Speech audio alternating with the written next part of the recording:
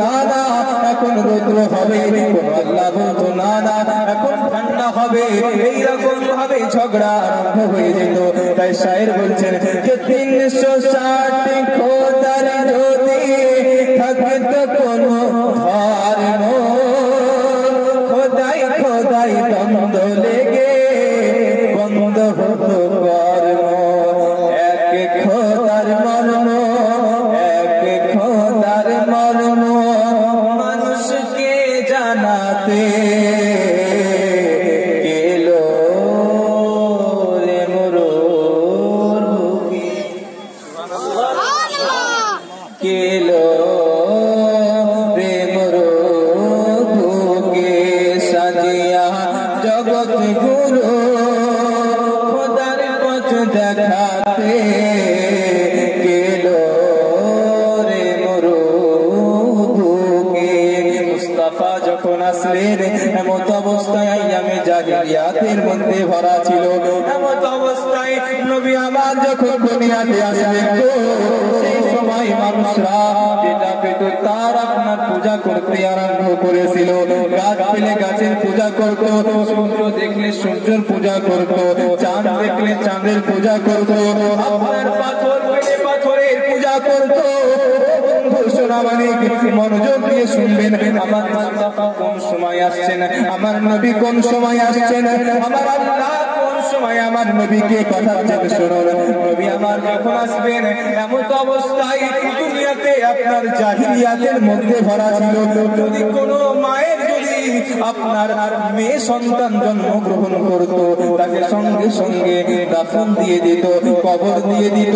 জ্যান্ত অবস্থায় আমার নবী যখন আসলেন এমত অবস্থায় মায়ের পেট থেকে যদি কোনো কন্যা সন্তান জন্মগ্রহণ করত আপনার সঙ্গে সঙ্গে জিন্দা দাফন করে দিত। একজন সাহাবীর ঘটনা শুনলেই বুঝতে পারবেন। আবার মুস্তাফার কাছে একজন সাহাবী এসে হাজির হয়েছেন, হাজির হওয়ার পরে বলে ইয়া রাসূলুল্লাহ, নবী গো, ইয়া হাবিবাল্লাহ, নবী গো, আমার দ্বারা অন্যায় হয়ে গেছে, আমার দ্বারা অন্যায় হয়ে গেছে। বলে কি হয়েছে, কি হয়েছে বলো। ও আমার সাহাবী, তুমি চিন্তা করছো কেন, তুমি কান্না করছো কেন, বলো বলো তোমার দ্বারা কি অন্যায় হয়েছে। আমার রাসূলের সাহাবী নবীকে বলতেছেন ইয়া রাসূলুল্লাহ, নবী গো, আমি গুনাহগার হয়ে গেছি, আমি বড় অন্যায় করে ফেলেছি। আমার নবী বলে ও সাহাবী বলো কি হয়েছে। বলে ইয়া রাসূলুল্লাহ, আমি যখন আমার স্ত্রীর পেটে আপনার সন্তান এসেছিল আমি ব্যবসার জন্য বাইরে যাচ্ছিলাম। বাবজি ভাইরা, আমার নবী কোন সময় আসছেন, দয়ার নবীকে আমার আল্লাহ কোন সময় পাঠাচ্ছেন। আইয়ামে জাহিলিয়াতের সময় অন্ধকারে মানুষ পরিপূর্ণ হয়েছে। সাহাবী বলছেন ইয়া রাসূলুল্লাহ, ইয়া হাবিবাল্লাহ, নবী গো, আমার দ্বারা কি অন্যায় হয়েছে জানেন।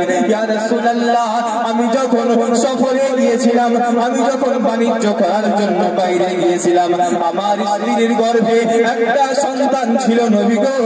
সেই সন্তানটি আমার স্ত্রীকে আমি ওসিয়ত করে গিয়েছিলাম, আমার স্ত্রীকে বলে গিয়েছিলাম, আমার স্ত্রীকে বলে গিয়েছিলাম ও গো আমার স্ত্রী, শুনে নাও, শুনে নাও, আজকে তোমাকে একটা কথা বলি। বলে বলুন বলুন আমার স্বামী কি বলতে চান। হযরতে সাহাবী রাসূল কি বলছেন, তিনার স্ত্রীকে বলতেছিলেন যদি তোমার পেটে সন্তান জন্মগ্রহণ করে, পুত্র সন্তান জন্মগ্রহণ করে, তাকে তুমি লালন পালন করবে। আর যদি মহিলা সন্তান জন্মগ্রহণ করে তাকে তুমি জিন্দা দাফন করে দিবে। মার দিল কত বড়। সাহাবী রাসূল বলছেন ইয়া রাসূলুল্লাহ, আমি এই বলে চলে গেলাম বাড়ি থেকে। যখন চলে যাই আসার পরে দেখি আমার বাড়ির মধ্যে আমার স্ত্রীর একটা সন্তান জন্মগ্রহণ করেছে। আমি জানি না কি সন্তান জন্মগ্রহণ করেছে। টেলিফোনের ব্যবস্থা ছিল না, মোবাইলের জামানা ছিল না, ভিডিও কলের জামানা ছিল না, মেসেঞ্জারের জামানা ছিল না। আমি ভিডিও কলে আমার সন্তানকে দেখবো এটারও সুযোগ ছিল না। ইয়া রাসূলুল্লাহ, ইয়া হাবিবাল্লাহ, আসার পরে আমি আমার উঠোনের মধ্যে একজন মহিলা সন্তানকে খেলা করতে দেখলাম। আমি তার প্রেমে আমি মুগ্ধ হয়ে গেলাম, তার সঙ্গে আমিও খেলা করতে লাগলাম। আমি যখন তার সঙ্গে খেলা করতে লাগলাম, এমন অবস্থায় আমার স্ত্রী ভাবলো তার কাছে হয়তো মায়া চলে এসেছে, এখন করলে হয়তো তিনাকে আর জিন্দা দাফন করবে না। এই কারণে আমার স্ত্রী বলল, ওগো আমার স্বামী, শোনো শোনো, যে ছেলেটির সঙ্গে যে মেয়েটির সঙ্গে আপনি খেলা করছেন, জানেন কি ওই মেয়েটি কার? ওই মেয়েটি আর কারণ আছে, মেয়েটি হলো আপনার। ইয়া রাসূলুল্লাহ, ইয়া হাবিবাল্লাহ। শোনার পরে সংক্ষিপ্তে বলতে চাই মুসলমান, আমি ঘটনাটা বলতে চাই সংক্ষিপ্তের মধ্যে। আমার আল্লাহর রাসূলকে সাহাবী বলছেন, ইয়া রাসূলুল্লাহ, আমি যখন আমার মেয়ের কথা শুনলাম, আমার মনের মধ্যে যেন আমার আইয়ামে জাহিলিয়াতের সময় আমার মন কাজ করলো না। আমার মন বলল, মেয়ে হলে তো আমার জিন্দা দাফন করতে হবে। আমি আমার স্ত্রীকে মিথ্যা বলে আমার মেয়েকে সঙ্গে করে একটি জঙ্গলের মধ্যে একটি জায়গার মধ্যে নিয়ে চলে গেলাম, ঘুরতে নিয়ে যাও বলে নিয়ে চলে গেলাম। যাওয়ার পরে কি হলো, বলে ইয়া রাসূলুল্লাহ, আমি গর্ত করতে আরম্ভ করলাম। গর্ত করার পর যখন গর্ত হয়ে গেল, আমার সেই ছোট্ট মেয়েটিকে ধাক্কা দিয়ে আমি গর্তের মধ্যে ফেলে দিলাম। আল্লাহুস সামাদ, আল্লাহুস সামাদ। সাহাবী রাসূল কান্না করতে করতে নবীকে বলে, ইয়া রাসূলুল্লাহ, নবী গো, ইয়া হাবিবাল্লাহ, নবী গো, আমার মেয়েটিকে যখন কান্না আমি ধাক্কা দিয়ে ফেলে দিলাম, আমার মেয়ে চিৎকার করে কান্না করে, আব্বা গো, আপনি আমাকে দয়া করে উঠিয়ে নিন, আমাকে দয়া করে উঠিয়ে নিয়ে নেন। আমি সারা জীবন মানুষের দুয়ারে দুয়ারে ভিক্ষা, আমাকে দয়া করে উঠিয়ে নিন, আমাকে দয়া করে উঠিয়ে নিয়ে নেন। আমি সারা জীবন মানুষের দুয়ারে দুয়ারে ভিক্ষা করে খাবো, ভিক্ষা করে খাবো, আপনার মতো আব্বাকে আমি আব্বা বলে ডাকবো না। আল্লাহুস সামাদ। সাহাবী রাসূল বলেন, ইয়া রাসূলুল্লাহ, আমি শোনার পরে আমার মেয়ে যখন কান্না করে, আমার দিলের মধ্যে মায়া আসলো না, আমার মধ্যে দিলে রহম আসলো না। আমি যেন মাটি চাপা দিতে আরম্ভ করলাম, আমার মেয়ে চিৎকার করে করে কান্না করে, আব্বা গো, একবারের মতো উঠিয়ে নিন, একবারের মতো উঠিয়ে নিন। আপনাকে আমি আর আব্বা বলে পরিচয় দেব না, আপনার বাড়িতে আমি আর কোনোদিন যাব না। আমি রাস্তায় রাস্তায় ঘুরে বেড়াবো, আমি রাস্তায় রাস্তায় থাকবো, আপনাকে আব্বা বলে ডাকবো না। বলে, ইয়া রাসূলুল্লাহ, আমার মেয়ে যখন চিৎকার করে কান্না করছিল, নবী গো, আমার মায়া আসেনি, আমি দাফন করে বাড়ি চলে এসেছিলাম। বলে, ইয়া রাসূলুল্লাহ, ইসলাম তো কবুল করলাম, ইসলাম তো ধর্ম গ্রহণ করলাম, কিন্তু আমার মনে শান্তি হচ্ছে না। কেন? সে বাচ্চা মেয়েটিকে, মাসুম মেয়েটিকে, নিষ্পাপ মেয়েটিকে আমি যেভাবে দাফন করেছি, ইয়া রাসূলুল্লাহ, আমার ওই গুনাহটাকে আল্লাহ ক্ষমা করে দিবেন। আমার নবী বলে, ও সাহাবী, শোনো গো, তুমি চিন্তা করো না, কান্না করো না। ইসলাম এমন একটি ধর্ম, ইসলাম এমন একটি পরিপূর্ণ ধর্ম, যেই ধর্মে মানুষ যদি দাখিল হয়, মানুষ যদি তওবা করে নাই, মানুষ যদি খাস নিয়তে তওবা করে নাই, আল্লাহর কাছে যদি ঈমানদার হয়ে একবার তওবাতুন নাসুহা করে নাই, আল্লাহ তাবারক তাআলা তার পূর্বেকার সমস্ত গুনাহগুলোকে নেকিতে পরিবর্তন করে দিয়ে তাকে আপনার যুগের মধ্যে তাকে যত নেকি ছিল, যত গুনাহ ছিল, সেই গুনাহগুলোকে নেকির মধ্যে কনভার্ট করে তাকে একজন নেককার মুসলমান বানিয়ে দেয়। তাই শায়ের বলছেন कि बाप যখন বেটিকে জিন্দা দাফন করে, জানের ভয়ে বেটি তখন আল্লাহ বলে ডাকে। বাপ যখন বেটিকে জিন্দা দাফন করে, জানের ভয়ে বেটি তখন আল্লাহ বলে ডাকে। বাপ বেটির মরণ মানুষকে জানাতে এলো রে মোহব্বতে। বলো, হাত উঠিয়ে বলুন, ইয়া রাসূলুল্লাহ, এলো রে মোরো বুকে। ও দয়ার নবী, কোন দয়ার নবী? আল্লাহুস সামাদ, মুস্তাফার প্রতি কুরবান হয়ে যান। আল্লাহুস সামাদ, ও নবী কত দয়ালু ছিল, কত দয়ালু ছিল, কত দয়ালু ছিল। শুনুন শুনুন, একটি ঘটনা ঘটনা শুনুন, একটি ওয়াকিয়া শুনুন, আমার নবী উম্মতের প্রতি কত দয়াবান শুনুন, আপনার আমার নবী উম্মতকে কতটা ভালোবাসেন। আমার নবী কান্না এখনো করে যান, আপনরাও যাই শুয়ে শুয়ে উম্মতি উম্মতি বলে কান্না করে যায়। শুধু এতটা নয় মুসলমানেরা, আমার আব্বাজি ভাই বোনেরা, শুনে নাও শুনে নাও, যখন নবী আমার দুনিয়ার বুকে আসলেন, যত নবী এসেছিল হযরতে আদম আর নবী থেকে যত মানুষ দুনিয়ার বুকে এসেছিল, সমস্ত মানুষের কান্নার কোনো আওয়াজ ছিল না।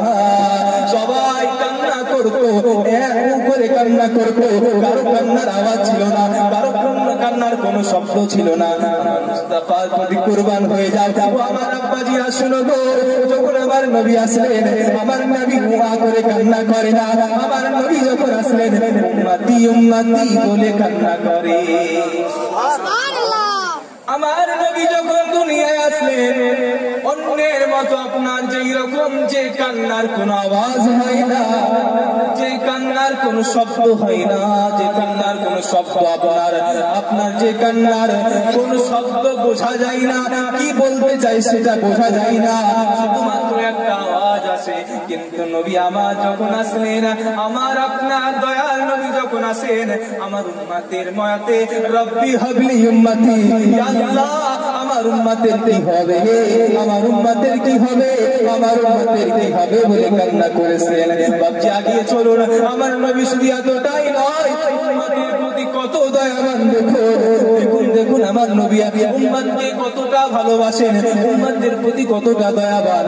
আমার নবী সাল্লাল্লাহু আলাইহি ওয়াসাল্লাম কি করেছেন দেখুন, একদিন নবীর বারগাহে জিবরিল আমিন এসে হাজির হয়েছে। হাজির হওয়ার পরে বলে, ইয়া রাসূলুল্লাহ, নবী গো,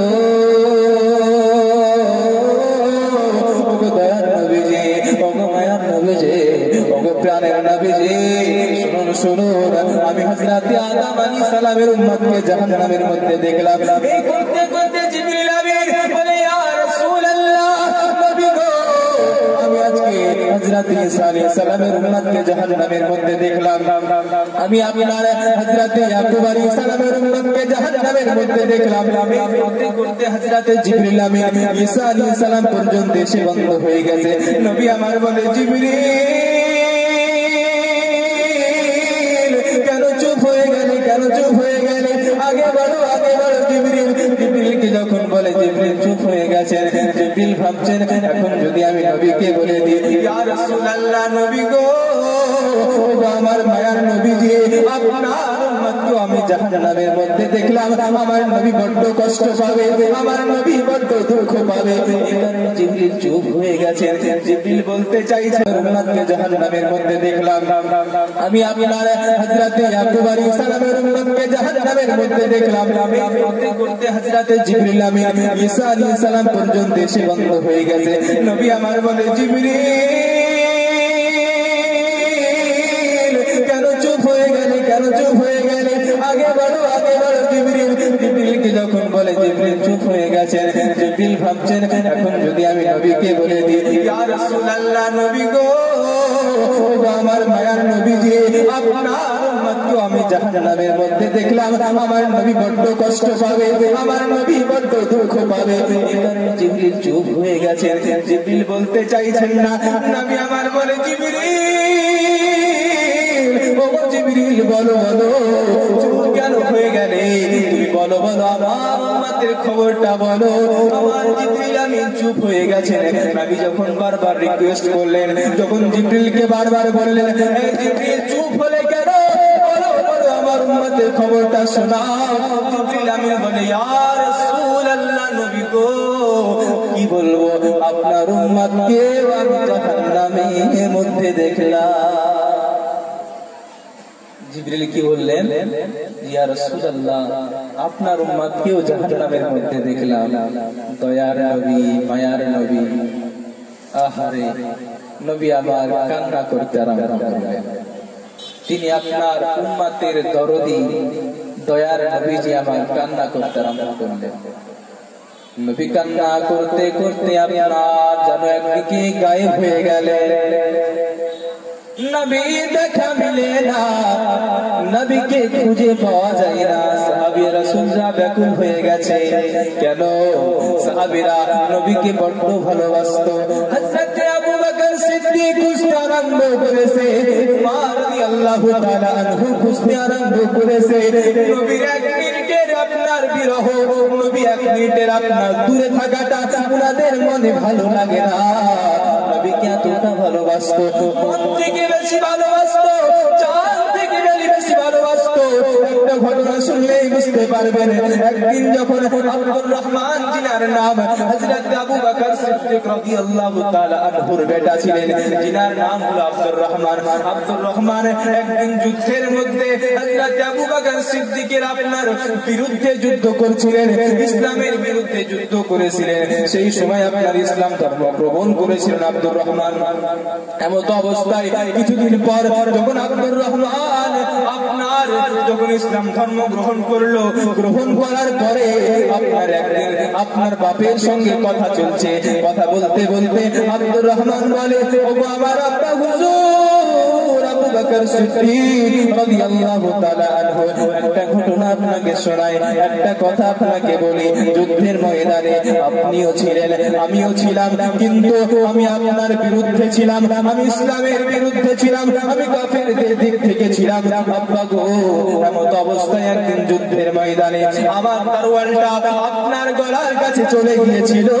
আমি আপনাকে যখন আমি চোখটা উঠিয়ে দেখলাম আমার আব্বা, এই কারণে আমি আপনাকে ছেড়ে দিলাম। হযরত আবু বকর সিদ্দিক বলছেন, শোনো রে, ওরে আমার সন্তান, শুনে নাও, শুনে নাও, আজকে তুমি একটা কথা মনোযোগ দিয়ে শুনে নাও।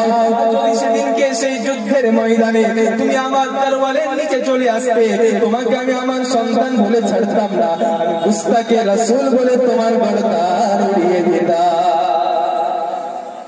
এতটা ভালোবাসতেন রাসূল, কি এতটা ভালোবাসতেন, নিজের সন্তানকে বলছেন, যদি তুমি সেই দিন আমার তরোয়ালের নিচে আসতে, তোমাকে আমি সন্তান বলে ছাড়তাম না, মুস্তাফার গুস্তাখ বলে উড়িয়ে দিতাম। এতটা ভালোবাসতেন। সেই সাহাবীরা নবীকে পাচ্ছেন না, বলুন তো কার না টেনশন হবে? যে নবীকে ছাড়া থাকতে পারে না, নবীর সঙ্গীর সাথী, সফরের সাথী, আপনার চারিদিকে যেখানেই যায় আবু বকর সঙ্গে যায়, মনটা আপনার ব্যাকুল হয়ে গেছে। নবীকে দেখতে পাই না, নবীকে দেখতে পাই না। একদিন পার হয়ে গেল, 2 দিন পার হয়ে গেল, নবী দেখা মিলে না, নবীর দেখা পাই না। এদিকে হযরত ফাতিমাতুজ জাহরা, সাইয়্যিদা ফাতেমা, উনিও কান্না করছেন, কেন নবীর দেখা মিলে না? নবীকে এতটা ভালোবাসতেন, এতটা ভালোবাসতেন, নবীর দেখা মিলে না। আব্বা গো, আমার মা বোনেরা, মনোযোগ দিয়ে শুনুন, শুনুন।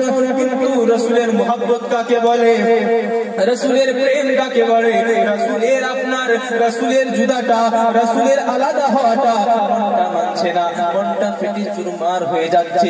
যদি আপনার সন্তান যদি আপনার কাছ থেকে মারা যায়, বাপের সামনে যদি সন্তান মারা যায়, বাপকে কতটা কষ্ট হয়, বাপের মনটা ভেঙে যায়, মার মনটা ভেঙে যায়, মা কান্না করতে লাগে, মা আপনার অজ্ঞান হয়ে যায়। ছেলের কষ্ট সহ্য করতে পারে না, দয়াল নবীর জুদাটা, দয়াল নবীর আলাদা হওয়াটা সাহাবীরা সহ্য করতে পারে না। খুঁজতে আরম্ভ করে, কান্না করছেন সাহাবীরা, খুঁজছেন। এমন অবস্থায় খুঁজতে খুঁজতে জঙ্গলের মধ্যে আপনার একটি রাস্তা দিয়ে একজন রাখাল আসছিল। রাখালকে জিজ্ঞাসা করে, ওরে রাখাল, বলো বলো বলো বলো, তুমি কি আমার নবীকে দেখেছো? রাখাল বলে, তোমার নবীকে আমি চিনি না, তবে একজন মানুষ দেখলাম ওই জায়গায়। তুমি কি আমার নবীকে দেখেছো? রাখাল বলে, তোমার নবীকে আমি চিনি না, তবে একজন মানুষ দেখলাম ওই জায়গাতে গুহার কাছে আপনার সাজদার মধ্যে পড়ে যেন কি বলে কান্না করতেছে। হায় হায় হায় হায়, রাসূল কাকে বলে, মুস্তাফা কাকে বলে, নবী কাকে বলে, দয়ার নবী, মায়ার নবী কি করছে দেখুন। সাহাবীরা ভাবতে লাগলেন, যে সাহাবী, এ নবী ছাড়া কেউ হতে পারে না, এ দয়ার মুস্তাফা ছাড়া আর কেউ হতে পারে না। সাহাবীরা দৌড়ে সেই জায়গাতে পৌঁছে গেলেন। যাওয়ার পরে বলে, ইয়া রাসূলুল্লাহ, নবী গো, ওগো দয়ার নবীজি, ওগো মায়ার নবীজি, শুনুন শুনুন। ইয়া রাসূলুল্লাহ, ইয়া হাবিবাল্লাহ, নবী গো, আপনি মাথাটা উঠিয়ে নিন, আপনি মাথাটা উঠিয়ে নিন। আপনার বিরহ, আপনার জুদা হওয়াটা, আপনার আলাদা হওয়াটা আমরা সাহাবীরা সহ্য করতে পারছি না। ইয়া রাসূলুল্লাহ, একবার মাথাটা উঠান, একবার আপনাকে দেখতে চাই। নবী আমার মাথা তুলেন না, কান্না করে যায়। ইয়া রাব্বাল আলামিন, মাবুদ গো, আমার আল্লাহ, যতক্ষণ পর্যন্ত আমার উম্মত গুলোকে ক্ষমা না করবে আমি নবী মাথা উঠাবো না। আল্লাহর নবী বোঝাতে চাইছি আমি আবার উম্মতের প্রতি কতটা দয়াবান।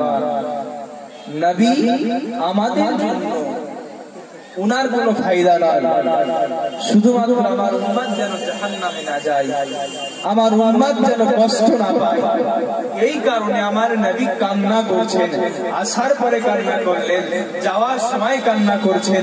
আপনার কবরে যখন, আপনার মাজারে মুকদ্দাসের মধ্যে যখন নামালেন, হযরত আলী বলছেন মুস্তাফার ঠোঁট মুবারকটা হিলছিল, আমি কান লাগালাম তো দেখলাম রাসূল রব্বি হাবলি উম্মতি বলছে। সুবহানাল্লাহ। তো নবী আমার এখনো উম্মতের জন্য কান্না করে যায়। হে মুসলমান, আপনি আমি কি নবীর জন্য একবার কান্না করেছি? জি, আমরা কি নবীর জন্য কিছু করতে পেরেছি? সেই নবীর জন্য কি আমরা দরুদ পড়তে পেরেছি? সেই নবীর মুহাব্বতে কি জীবনটা ফানা করতে পেরেছি? মুসলমান না, আজ আমরা নিজের সংসারে, নিজের আপনার ব্যবসাতে, নিজে ভালো থাকার উদ্দেশ্যে 60 বছরের জিন্দেগিতে আমরা ব্যস্ত হয়ে পড়েছি। যে জিন্দেগিটা চিরস্থায়ী নয়, তার জন্য আমরা ব্যস্ত হয়ে পড়েছি। সেই দিকে আমরা আপনার কামানোর জন্য নামাজ পড়তে পারি না, রোজা রাখতে পারি না। বলছি বাপজি কেন রোজা রাখছেন না? বলে বাপজি গো, রোজা কেমন করে রাখবো, এই গরমের দিনে কাজ করছে। আল্লাহ তাবারক তাআলা আপনাকে সৃষ্টি করলো ইবাদতের জন্য। আল্লাহ তাবারক তাআলা বলছেন, আল্লাহ তাবারক তাআলা বলছেন আমি আমার বান্দাকে সৃষ্টি করেছি শুধুমাত্র ইবাদতের জন্য। অতএব আল্লাহ তাবারক তাআলা যখন আমাদেরকে ইবাদতের জন্যই সৃষ্টি করেছেন, তাহলে আমাদের কর্তব্য কি হবে? ইবাদত করা। একবার মুহাব্বতে করুন ইনশাআল্লাহ। গজল আজকে শোনাবো, আপনারা এদিকে ওইদিকে না বসে থেকে একটু তাড়াতাড়ি চলে আসুন। বক্তা ইনশাআল্লাহ এর চাইতে ভালো ভালো বক্তা, আমার চাইতে অনেক বড় বড় আলিম আপনার আছে, আপনার পাক জবান দিয়ে আপনারা শুনবেন। তো অতএব আপনারা দেরি না করে একটু তাড়াতাড়ি চলে আসুন। অনেক গজল শোনাবো ইনশাআল্লাহুল আজিজ। গজল শোনানোর জন্য আজকে আপনার বহু দূর থেকে আপনাদের কাছে এসেছি। একবার মুহাব্বতে বলুন আল্লাহুম্মা সাল্লি আলা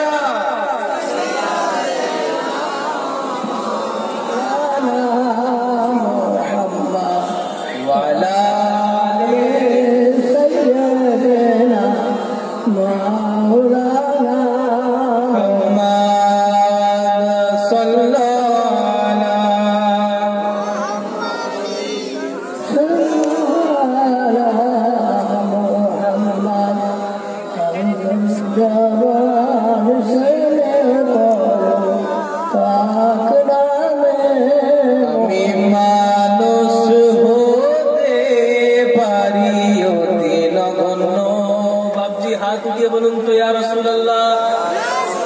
আপনারা জেগে আছেন?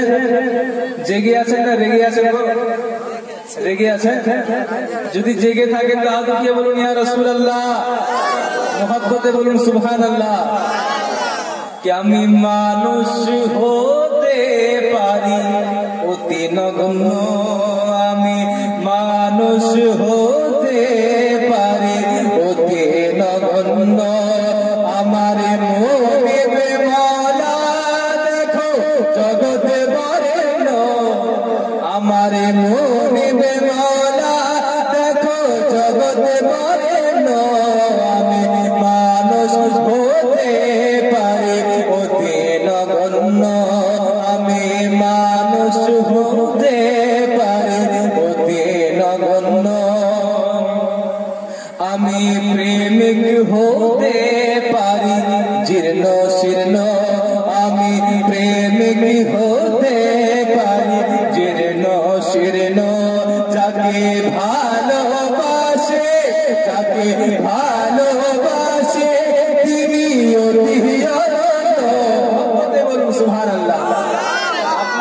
সুবহানাল্লাহ বলবেন তো আমাকেও বলতে ভালো লাগবে, যদি না বলেন তাহলে আমাকেও বন্ধ করতে হবে। জি, শুনতে ভালো লাগলে সুবহানাল্লাহ বলুন, হাত উঠিয়ে বলুন সুবহানাল্লাহ। প্রেমিক হতে পারে অতি সামান্য, আমি প্রেমিক হতে পারি জীর্ণ শীর্ণ, যাকে ভালোবাসে তিনি বিশ্বের জন্য, যাকে ভালোবাসি তিনি অতি অনন্য। আমি মানুষ হতে